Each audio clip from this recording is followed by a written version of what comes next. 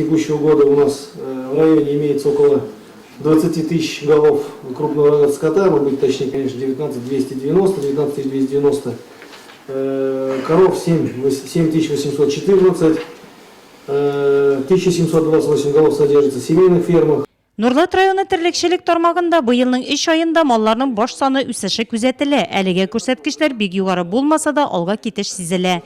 Сау сәламәт терлектән генә сыйфатлы продукция алып була. Ветеринария белгечләре өчен көн үзәк мәсьәлә малларга туберкулез, мастит, лейкоз кебек куркыныч авыруларга каршы үз вакытында вакцина ясау. Сөтнең сыйфаты да игътибар үзәгендә. Ул айына бер тапкыр тикшерелергә тиеш. Урыннарда терлекчелек фермаларына барып. Ел башыннан терлекчелек тармагына 5% үсеш дип алып барырга бурыч куелган иде. Менә беренче квартал нәтиҗәләре буенча бу процентны саклап калуга ирешелде. Зур авырлыклар белән булса да әйтер идем, алга таба саклап калыр өчен хәзер яңадан көчәйтергә кирәк эшне. Хәзер җәйге лагерьларга күчү вакыты килеп җитте. Киңәшмәдә терлекләрнең үлем китеменә юл куймау, яшь бозауларны саклап калу, малларның баш санын арттыру турында да җентекле сөйләшенде.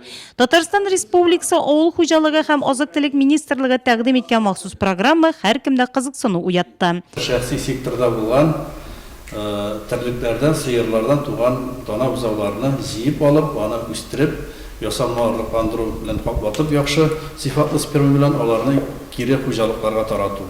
Мондый тәҗрибә безнең республикада да булып узды. Бу очракта инде безгә хәзер республика буенча программа әзерләргә туры киләчәк. Әйтергә кирәк, менә Россия буенча авыл хуҗалыгы министрлыгы ул яктан күпмедер финанс ярдәм итәргә җыена. Әле пока бүгенге көндә менә шушы оештыру мәсьәләләре белән шөгыльләнәбез. Семинар киңәшмәнең гамәли өлеше Южная агрофермасының терлекчелек комплексында дәвам итте. Ветеринария белгечләре биредә терлекләрнең иммунитетын ныгыту уңаеннан тәкъдим ителгән, үзебездә җитештерелгән препаратлар белән танышты. Быелның эш айында хуҗалыкта малларның сакланышы 92% тәшкил итә. Үткән елгыдан үсеш бар. Бүгенге көндә хуҗалыкта 3405 баш терлек бар. Шуның 1601 башы савым терлеге.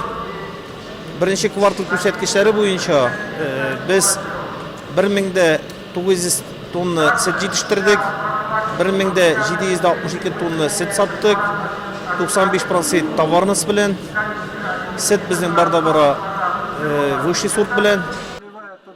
Маллар сау сәламәт икән, монда инде ветеринария табибларының роли зур әлбәттә. Нурлат районы ветеринария берләшмәсе 8 эре авыл хуҗалыгы предприятиеләрендәге 17 меңнән артык башка, шәхси секторда 10 меңнән артык мөгезле эре терлеккә хезмәт күрсәтә. 15 югары белемле мал табибы, 12 фельдшер, 14 башка хезмәткәрләр исәпләнә. Киңәшмәдә аларның эшчәнлеге уңай бәяләнде. Туберкулез буенча Нурлат районында бүгенге көндә проблемалар юк. Узган ел инде аларның бер пунктлары бар иде туберкулез буенча. Алар аны инде туберкулезны җиңделәр. Бүгенге көндә туберкулез буенча чиста. Лейкоз буенча әлбәттә Нурлат районы күпмедер вакытта лейкоз белән заниматься итмәгән иде. Узган ел алар бик ныклап шөгыльләнеп, бу күрсәткечне 12% киметтеләр.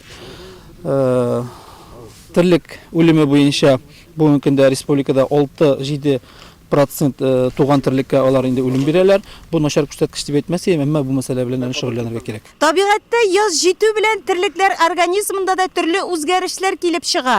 Бу бигрәк тә малларның иммунитеты көчсезләнүгә бәйле. Һәм шул рәвешле терлекләр организмында төрле авырулар калкып чыга. Бүгенге республика киңәшмәсендә дә белгечләр нәкъ шул хакта сөйләште. Кышлату чоры тәмамланырга бер ай вакыт калып бара. Мул азык запасы белән кергәнлектә маллар арасында баш саны кимү күзәтелми. Әмма сөтнең сыйфаты да яхшы булырга тиеш. Киңәшмәдә авыл хуҗалыгы белгечләре алдына шундый бурыч куелды.